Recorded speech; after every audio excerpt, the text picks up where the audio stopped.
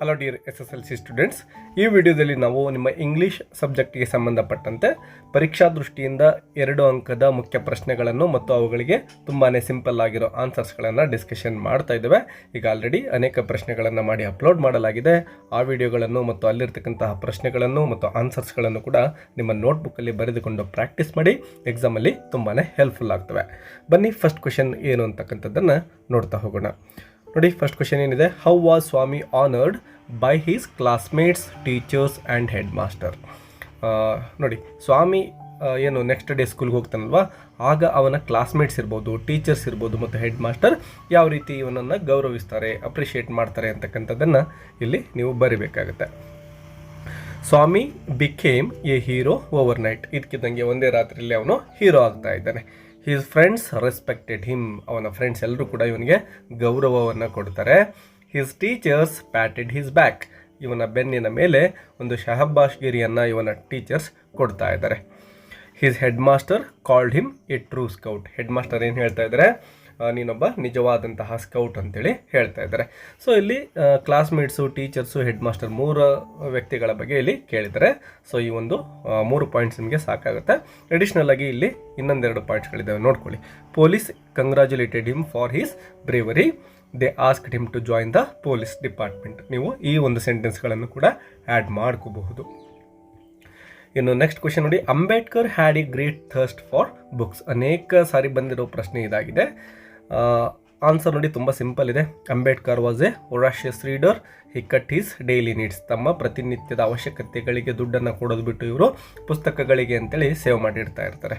He bought so many books.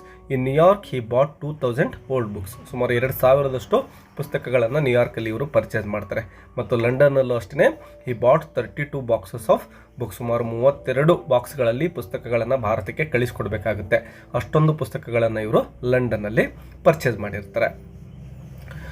Question number 20, what attempts did Smita make to fulfil Ananth's wish. Yes, ಅನಂತನ ವಿಶನ್ನು fulfil ಮಾಡಲಿಕ್ಕೆ ಸ್ಮಿತಾ ಯಾವ ರೀತಿಯ ಪ್ರಯತ್ನವನ್ನು ಮಾಡ್ತಾಳೆ ಅಂತಕ್ಕಂಥದ್ದನ್ನು ಇಲ್ಲಿ ಬರೀಬೇಕಾಗುತ್ತೆ.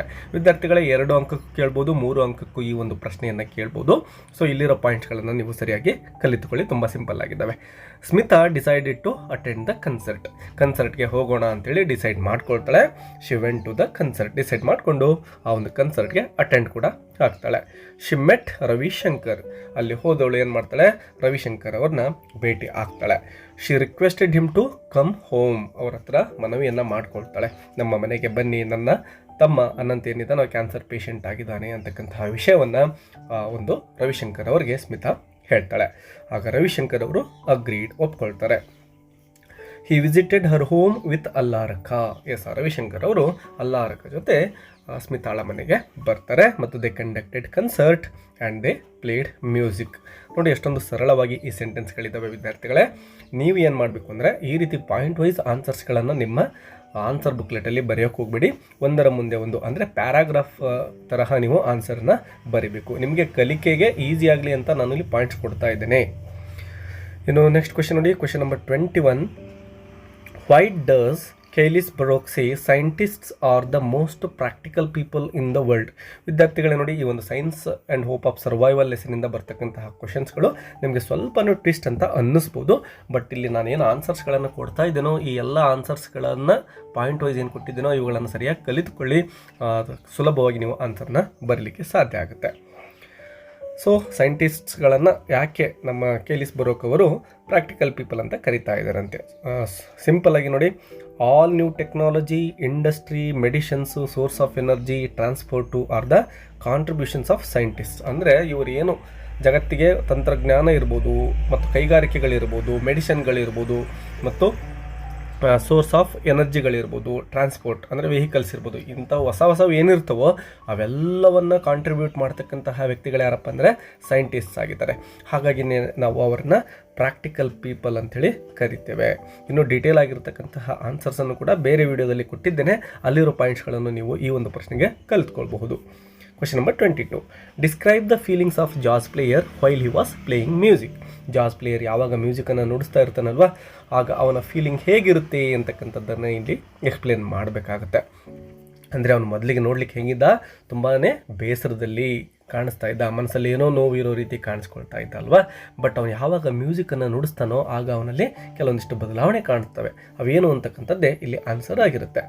ಹಿ ಲಿಫ್ಟ್ಸ್ ದ ಸ್ಯಾಕ್ಸೋಫೋನ್, ತನ್ನ ಒಂದು ಸ್ಯಾಕ್ಸೋಫೋನನ್ನು ಎತ್ಕೊಳ್ತಾನೆ. ಹಿ ಪ್ಲೇಡ್ ವಂಡರ್ಫುಲ್ ಮ್ಯೂಸಿಕ್, ಅದ್ಭುತವಾಗಿರ್ತಕ್ಕಂಥ ಒಂದು ಮ್ಯೂಸಿಕನ್ನು ನುಡಿಸ್ತಾನೆ. Suddenly he is filled with a new life, ಹೊಸ ಒಂದು ಚೈತನ್ಯ ಅವನಲ್ಲಿ ಕಾಣಿಸ್ತಾ ಇದೆ. He is no longer a helpless old man, ಈಗ ಅವನು ಒಬ್ಬ ಓಲ್ಡ್ ಮ್ಯಾನ್ ಅಲ್ಲ, ನಿಸ್ಸಹಾಯಕ ವ್ಯಕ್ತಿ ಅಲ್ಲ ಅವನೀಗ. He forgot all his pain, ತನ್ನ ಎಲ್ಲ ಮನಸ್ಸಿನಲ್ಲಿದ್ದಂತಹ ನೋವುಗಳನ್ನು ಅವನು ಮರಿತಾ ಇದ್ದಾನೆ ಆ ಒಂದು ಮ್ಯೂಸಿಕನ್ನು ನುಡಿಸ್ಲಿಕ್ಕೆ ತೊಡಗಿಕೊಂಡ ತಕ್ಷಣವೇ. ಅಂದರೆ ಮ್ಯೂಸಿಕ್ ಅಂತಕ್ಕಂಥದ್ದು ಅವನಲ್ಲಿ ಬದಲಾವಣೆಯನ್ನು ತರ್ತಾ ಇದೆ. He is like A bird flying higher and higher. ನೋಡಿ ಯಾವ ರೀತಿ ಬದಲಾಗ್ತಾನೆ ಅಂದರೆ, ಯಾವ ರೀತಿ ಪಕ್ಷಿಯು ಆಕಾಶದಲ್ಲಿ ಎತ್ತರಕ್ಕೆ ನಲಿತಾ ಹಾರುತ್ತೋ ಹಾಗೆ ಇವನು ಆ ಮ್ಯೂಸಿಕನ್ನು ನುಡಿಸ್ತಾ ಆಕಾಶದ ಎತ್ತರಕ್ಕೆ ಏರಿದಷ್ಟೇ ಆನಂದವನ್ನು ಅನುಭವಿಸ್ತಾ ಇದ್ದಾನೆ. ಅಂದರೆ ಮನಸ್ಸಿನ ಎಲ್ಲ ಭಾರಗಳು ಇವನಲ್ಲಿ ಹೋಗಿಬಿಡ್ತವೆ, ಸಂತೋಷ ಅಂತಕ್ಕಂಥದ್ದು ತುಂಬಿಕೊಳ್ಳುತ್ತೆ. He lost in the beautiful music, ತನ್ನನ್ನೇ ತಾನು ಆ ಒಂದು ವಂಡರ್ಫುಲ್ ಮ್ಯೂಸಿಕಲ್ಲಿ ಕಳೆದುಕೊಂಡು ಬಿಡ್ತಾನೆ. ಕ್ವೆಶ್ಚನ್ ನಂಬರ್ 23 ನೋಡಿ. Why were Babu and Manju disappointed with the way the students were marching. ನೋಡಿ, ಬಾಬು ಮತ್ತು ಮಂಜು ಯಾಕೆ ಡಿಸಪಾಯಿಂಟ್ ಆಗ್ತಾರೆ? ಆ ಒಂದು ಸ್ಟೂಡೆಂಟ್ಸ್ಗಳು ಮಾರ್ಚಿಂಗ್ ಮಾಡ್ತಾ ಇರ್ತಾರಲ್ವ, ಅದರಿಂದ ಇವ್ರಿಗೆ ಯಾಕೆ ಬೇಸರ ಆಗುತ್ತೆ ಅಂತಕ್ಕಂಥದ್ದನ್ನು ಇಲ್ಲಿ ಕೇಳಲಾಗಿದೆ. ಆನ್ಸರ್ನ ನೋಡಿ, they were marching very silently. ನೋಡಿ ವಿದ್ಯಾರ್ಥಿಗಳೇ, ಇಲ್ಲಿ ದೇ ಅಂದರೆ ಬೇರೆ ಯಾರು ಅಲ್ಲ, ಸ್ಟೂಡೆಂಟ್ಸ್ ಅಂತೇಳಿ. ಸೊ ನೀವು ಸ್ಟಾರ್ಟಿಂಗಲ್ಲಿ ಸ್ಟೂಡೆಂಟ್ಸ್ ಅಂತ ಬರೆದುಕೊಳ್ಳಬೇಕು. Students were marching very silently. ಆ ವಿದ್ಯಾರ್ಥಿಗಳೆಲ್ಲರೂ ಕೂಡ ತುಂಬಾ ಸೈಲೆಂಟಾಗಿ ಮಾರ್ಚಿಂಗ್ ಮಾಡ್ತಾ ಇರ್ತಾರೆ. ದೇ ಡಿಡೆಂಟ್ ಶೌಟ್ ಸ್ಲೋಗನ್ಸ್, ಯಾವುದೇ ಒಂದು ಸ್ಲೋಗನ್ಸ್ಗಳನ್ನು ಘೋಷಣೆಗಳನ್ನು ಅವರು ಜೋರಾಗಿ ಕೂಗ್ತಾ ಇರೋದಿಲ್ಲ, ಸೈಲೆಂಟಾಗಿ ಹೋಗ್ತಾ ಇರ್ತಾರೆ. ದೇ ಡಿಡೆಂಟ್ ಬಿಹೇವ್ ವೈಲೆಂಟ್ಲಿ, ಮತ್ತು ಯಾವುದೇ ಹಿಂಸಾತ್ಮಕ ಚಟುವಟಿಕೆಗಳಲ್ಲಿ ಇವರು ತೊಡಗಿಕೊಳ್ಳುವುದಿಲ್ಲ. They gave notice to the collector, ಹೋದವ್ರು ಏನು ಮಾಡ್ತಾರೆ ವಿದ್ಯಾರ್ಥಿಗಳು, ಆ ಕಲೆಕ್ಟರ್ಗೆ ಒಂದು ನೋಟಿಸನ್ನು ಕೊಡ್ತಾರೆ. They asked them to quit India, ನಮ್ಮ ಭಾರತ ದೇಶವನ್ನು ಬಿಟ್ಟು ತೊಲಗ್ರಿ ನೀವು ಅಂತೇಳಿ ಆ ಒಂದು ಲೆಟರ್ಲಿ ಇವರು ಬರೆದಿರ್ತಾರೆ, ನೋಟಿಸಲ್ಲಿ ಬರೆದಿರ್ತಾರೆ. ಸೊ ಆ ಒಂದು ನೋಟಿಸನ್ನು ಕಲೆಕ್ಟರ್ಗೆ ಕೊಟ್ಟು ದೇ ವಾಕ್ ಬ್ಯಾಕ್ ಸೈಲೆಂಟ್ಲಿ, ತುಂಬಾ ಸೈಲೆಂಟಾಗಿ ಮತ್ತೆ ವಾಪಸ್ ಮನೆ ಕಡೆ ಬರ್ತಾ ಇದ್ದಾರೆ. ಯಾಕೆಂದರೆ they know that police are ready to arrest them, ಪೊಲೀಸರು ನಮ್ಮನ್ನು ಅರೆಸ್ಟ್ ಮಾಡಲಿಕ್ಕೆ ಸಿದ್ಧರಾಗಿದ್ದಾರೆ ಅಂತಕ್ಕಂಥದ್ದು ಅವ್ರಿಗೆ ಗೊತ್ತಿರುತ್ತೆ. So they are trying to avoid the arresting. ಈಗ ನಾವು ಅರೆಸ್ಟ್ ಆಗಿಬಿಟ್ರೆ ಮುಂದೆ ಹೋರಾಟ ನಿಂತು ಬಿಡುತ್ತೆ, ಹಾಗಾಗಿ ನಾವು ಅರೆಸ್ಟ್ ಆಗಬಾರ್ದು ಅನ್ನೋದು ಅವ್ರಿಗೆ ಗೊತ್ತಿರುತ್ತೆ.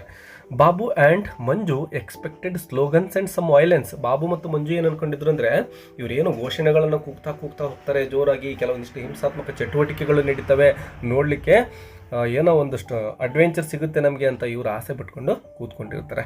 ಬಟ್ ಹಾಗಾಗೋದಿಲ್ಲ, ತುಂಬಾ ಸೈಲೆಂಟಾಗಿ ಆ ಮಾರ್ಚ್ ಫಾಸ್ಟ್ ನಡೆಯುತ್ತೆ. ಇದರಿಂದಾನೇ ಇವರಿಬ್ಬರಿಗೂ ಕೂಡ ಡಿಸಪಾಯಿಂಟ್ ಆಗುತ್ತೆ ವಿದ್ಯಾರ್ಥಿಗಳೇ. ಇನ್ನೂ ಒಂದು ಚಾಯ್ಸ್ ಪ್ರಶ್ನೆ ಇದೆ ನೋಡಿ, ಮೇಲಿನ ಈ ಒಂದು ಪ್ರಶ್ನೆ ಅಂದರೂ ಬರಿಬೋದು ಅಥವಾ ನೀವು ಇದನ್ನಾದರೂ ಬರಿಬೋದು ಎಕ್ಸಾಮಲ್ಲಿ. How did Dicky Dolma prepare herself to scale the Mount Everest. ಯಾವ ರೀತಿ ಡಿಕ್ಕಿ ಡೋಲ್ಮಾ ಅವರು ತಮ್ಮನ್ನು ತಾವು ಮೌಂಟ್ ಎವರೆಸ್ಟ್ ಏರಲಿಕ್ಕೆ ಪ್ರಿಪೇರ್ ಮಾಡ್ಕೊಂಡಿದ್ರು ಅಂತಕ್ಕಂಥದ್ದನ್ನು ಬರೀಬೇಕು. She had strong determination. Strong determination ಅಂದರೆ ದೃಢ ನಿರ್ಧಾರ ಅಂತೇಳಿ ನೀವು ಸರಿಯಾಗಿ ನೆನ್ಪಿಟ್ಕೊಳ್ಳಿ. ದೃಢವಾಗಿರ್ತಕ್ಕಂತಹ ನಿರ್ಧಾರವನ್ನು ಇವರು ಮಾಡಿರ್ತಾರೆ. ಅಂದರೆ ಯಾವುದೇ ಕಾರಣಕ್ಕೂ ನಾನು ಮೌಂಟ್ ಎವರೆಸ್ಟನ್ನು ಏರಲೇಬೇಕು ಅನ್ನೋ ಒಂದು ತೀರ್ಮಾನ ಇವರಲ್ಲಿ ಆಲ್ರೆಡಿ ಇರುತ್ತೆ. ಶಿ ವರ್ಕ್ಡ್ ವೆರಿ ಹಾರ್ಡ್, ತುಂಬಾ ಕಷ್ಟಪಟ್ಟು ಇವರು ಕೆಲಸವನ್ನು ಕೂಡ ಮಾಡ್ತಾರೆ. ಶಿ ಪ್ರಾಕ್ಟೀಸ್ಡ್ 4 hours ಡೈಲಿ, ಪ್ರತಿನಿತ್ಯ ನೋಡಿ 4 ಗಂಟೆಗಳ ಕಾಲ ಇವರು ಪ್ರಾಕ್ಟೀಸ್ ಮಾಡ್ಕೊಳ್ತಾ ಇರ್ತಾರೆ ಆ ಒಂದು ಮೌಂಟ್ ಎವರೆಸ್ಟನ್ನು ಸ್ಕೇಲ್ ಮಾಡಲಿಕ್ಕೆ. She got mountaineering training at Manali and secured A grade. ಮತ್ತು ಮನಾಲಿ ಅಂತಕ್ಕಂಥ ಒಂದು ಪ್ಲೇಸ್ ಇರುತ್ತೆ, ಆ ಒಂದು ಪ್ಲೇಸಲ್ಲಿ ಟ್ರೈನಿಂಗನ್ನು ಕೂಡ ಪಡೆದುಕೊಳ್ತಾರೆ. ಮೌಂಟೇನಿಯರಿಂಗ್ ಅಂದರೆ ಪರ್ವತಾರೋಹಣಕ್ಕೆ ಟ್ರೈನಿಂಗ್ ಪಡ್ಕೊಳ್ತಾರೆ. ಮತ್ತು ಸೆಕ್ಯೂರ್ಡ್ ಎ ಗ್ರೇಡನ್ನು ಕೂಡ, ಅಂದರೆ ಆ ಒಂದು ಟ್ರೈನಿಂಗ್ ಮುಗಿದ ತಕ್ಷಣ ಇವ್ರಿಗೇನು ಎಕ್ಸಾಮಿನೇಷನ್ ಮಾಡ್ತಾರೋ, ಪ್ರಾಕ್ಟೀಸ್ ಕೊಡ್ತಾರೋ ಅದರಲ್ಲಿ ಇವರು ಎ ಗ್ರೇಡ್ ಪಡೆದುಕೊಳ್ತಾರೆ. ಇನ್ನು ಮುಂದಿನ ಪ್ರಶ್ನೆ, question number 24. Why life for Hanif in the beginning was never a smooth sail. ತುಂಬ ಸಾರಿ ಕೇಳಿರೋ ಪ್ರಶ್ನೆ ಇದಾಗಿದೆ. ಹನೀಫರ ಆರಂಭಿಕ ಜೀವನ ಏನಿದೆನೋ ಅದೊಂದು ಸ್ಮೂತ್ ಸೇಲ್, ಅಂದರೆ ತುಂಬ ಸುಲಭದ್ದಾಗಿರಲಿಲ್ಲ, ಅವರು ಕಷ್ಟಗಳನ್ನು ಎದುರಿಸಿದ್ರು ಬಾಲ್ಯದಲ್ಲಿ ಅಂತಕ್ಕಂಥದ್ದನ್ನು ಇಲ್ಲಿ ನಾವು ಬರೀಬೇಕಾಗುತ್ತೆ. Hanif lost his father when he was 8 years old. ಕೇವಲ 8 ವರ್ಷದವರಿದ್ದಾಗಲೇ ಇವರು ತಮ್ಮ ತಂದೆಯನ್ನು ಕಳೆದುಕೊಂಡು ಬಿಡ್ತಾರೆ. So that is very sad moment. Hanif's mother was musician, ಅಂದರೆ ಇವರೊಬ್ಬ ವೊಕ್ಯಾಲಿಸ್ಟ್ ಆಗಿ ಕೆಲಸವನ್ನು ಮಾಡ್ತಾ ಇರ್ತಾರೆ. ಸೊ ವೊಕ್ಯಾಲಿಸ್ಟ್ ಆಗಿರೋದ್ರಿಂದ ಅಥವಾ ಮ್ಯೂಜಿಷಿಯನ್ ಆಗಿರೋದ್ರಿಂದ ಇವ್ರು ಏನಪ್ಪ ಅಂದರೆ ತಮ್ಮ ಒಂದು ಬ್ಯಾಂಡ್ ಜೊತೆ ಬೇರೆ ಬೇರೆ ಕಡೆ ಟ್ರಾವೆಲ್ ಮಾಡಬೇಕಾಗುತ್ತೆ. She used to travel always, ಮಕ್ಕಳನ್ನು ಮನೆಯಲ್ಲೇ ಬಿಟ್ಟು ಅವರು ಹೋಗ್ತಾ ಇರ್ತಾರೆ. She often left Hanif and his brothers alone. Hanif ಇರ್ಬೋದು ಮತ್ತು ಅವನ ಬ್ರದರ್ಸ್ ಇರ್ಬೋದು, ಇವರನ್ನು ಮನೆಯಲ್ಲೇ ಬಿಟ್ಟು ತಾಯಿ ದೂರದ ಊರುಗಳಿಗೆ ಹೋಗ್ತಾ ಇರ್ತಾರೆ ತಮ್ಮ ಒಂದು ಮ್ಯೂಸಿಷಿಯನ್ ಬ್ಯಾಂಡ್ ಜೊತೆ ಅಥವಾ ಗ್ರೂಪ್ ಜೊತೆ. Hanif and his brothers to do their work independently. ತಾಯಿ ಈಗ ಕೆಲಸಕ್ಕೆ ಅಂತ ಹೊರಗಡೆ ಹೋದಾಗ ತಮ್ಮ ಪ್ರತಿನಿತ್ಯದ ಕೆಲಸಗಳನ್ನು ತಮ್ಮ ಪಾಡಿಗೆ ತಾವೇ ಮಾಡ್ಕೋಬೇಕಾಗಿರ್ತಕ್ಕಂತಹ ಪರಿಸ್ಥಿತಿ ಹನೀಫ್ ಮತ್ತು ಅವನ ಬ್ರದರ್ಸ್ಗೆ ಎದುರಾಗಿರುತ್ತೆ. They got up early on their own and got ready for school. ತಮ್ಮ ಪಾಡಿಗೆ ತಾವೇ ಇದ್ದು ಶಾಲೆಗೆ ಹೋಗಬೇಕಾಗಿತ್ತು. ಈಗ ಚಿಕ್ಕ ಮಕ್ಕಳನ್ನು ಎಬ್ಬಿಸಿಬಿಟ್ಟು ಅವ್ರನ್ನ ಸರಿಯಾಗಿ ಶಾಲೆಗೆ ಪ್ರಿಪೇರ್ ಮಾಡಿ ಕಳಿಸ್ತಕ್ಕಂಥದ್ದನ್ನು ನಾವು ನೋಡ್ತೇವೆ. ಬಟ್ ಹನೀಫ್ರಿಗೆ ಹಾಗಾಗಿರಲಿಲ್ಲ. ತಮ್ಮ ಪಾಡಿಗೆ ತಾವೇ ಇದ್ದು ತಮಗೇನು ತಿಂಡಿ ಬೇಕು ಅದನ್ನೆಲ್ಲ ತಾವೇ ಮಾಡಿಕೊಂಡು ಇವರು ಶಾಲೆಗೆ ಹೋಗಬೇಕಾಗಿತ್ತು, ಹನೀಫ್ ಮತ್ತು brothers. So we can say that Hanif and his brothers life was never a smooth sail at the beginning ಅಂತ ಯು ಕ್ಯಾನ್ ರೈಟ್. ಇನ್ನು ಇದಕ್ಕೆ ಒಂದು ಚಾಯ್ಸ್ ಕೂಡ ಇರುತ್ತೆ, ಎರಡರಲ್ಲಿ ಒಂದು ಬರೀಬಹುದು. ಪ್ರಶ್ನೆ ಏನಿದೆ ನೋಡಿ, what hardships did Wangjia undergo on his way to find the bird of happiness. Wangjia ಈ ಒಂದು ಬರ್ಡ್ ಆಫ್ ಹ್ಯಾಪಿನೆಸ್ಸನ್ನು ಹುಡುಕ್ಲಿಕ್ಕೆ ಹೋಗಿರ್ತಾನೆ. ಆಗ ಅವನು ಏನೆಲ್ಲ ಹಾರ್ಡ್ಶಿಪ್ಸ್ ಅಂದರೆ ಕಷ್ಟಗಳನ್ನು ಎದುರಿಸ್ತಾನೆ ಅಂತಕ್ಕಂಥದ್ದನ್ನು ಬರೀಬೇಕು ವಿದ್ಯಾರ್ಥಿಗಳೇ. ಇಲ್ಲಿ ನೋಡಿ, ಮೊದಲನೇದಾಗಿ ಒಂದು 3 ಮಾನ್ಸ್ಟರ್ಸ್ ಇರೋದನ್ನು ನಾವು ಈ ಒಂದು ಸ್ಟೋರಿಲಿ ಕಲಿತೇವಲ್ವಾ. ಸೊ ಈ ಒಂದು 3 ಮಾನ್ಸ್ಟರ್ಸು ಪ್ರತಿಯೊಂದು ಕೂಡ ಒಂದೊಂದು ತೊಂದರೆಯನ್ನು ವಾಂಗ್ಜಿಯಾಗೆ ಮಾಡ್ತವೆ. ಆ ಎಲ್ಲ ತೊಂದರೆಗಳನ್ನು ನೀವು ಲಿಸ್ಟ್ ಮಾಡಿದರೆ ಸಾಕು, ನಿಮಗೆ ಆನ್ಸರ್ ಸಿಗುತ್ತೆ. ಮೊದಲನೇ ಮಾನ್ಸ್ಟರ್ ಏನು ಮಾಡುತ್ತೆ ನೋಡಿ, the first monster created rough path. ಅಂದರೆ ರಫ್ ಪಾತ್ ಮೀನ್ಸ್ ಅದೊಂದು ವಾಸ್ಟ್ ಸ್ಕ್ರೀಯನ್ನು, ಅಂದರೆ ಬೆಣಚು ಕಲ್ಲುಗಳಿಂದ ಕೂಡಿರ್ತಕ್ಕಂಥ ಒಂದು ರಸ್ತೆಯನ್ನು ನಿರ್ಮಾಣ ಮಾಡುತ್ತಲ್ವ.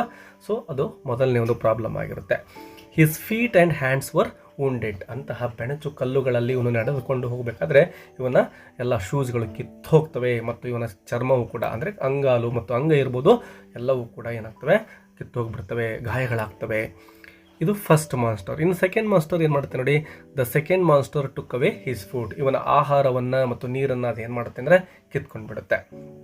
ಹಿ ಸಫರ್ಡ್ ಫ್ರಮ್ ಹಂಗರ್. ಇದರಿಂದ ಹಸಿವಿನಿಂದ ಅವನು ಬಳಲಬೇಕಾಗುತ್ತೆ. ಇದು ಸೆಕೆಂಡ್ ಮಾನ್ಸ್ಟರ್. ಇನ್ನು ಥರ್ಡ್ ಮಾನ್ಸ್ಟರ್ ಏನು ತೊಂದರೆ ಕೊಡುತ್ತೆ ನೋಡಿ, the third monster gouges his eyes. ಅವನ ಕಣ್ಣುಗಳನ್ನು ಕಿತ್ತು ಹಾಕಿಬಿಡುತ್ತೆ ಥರ್ಡ್ ಮಾನ್ಸ್ಟರ್.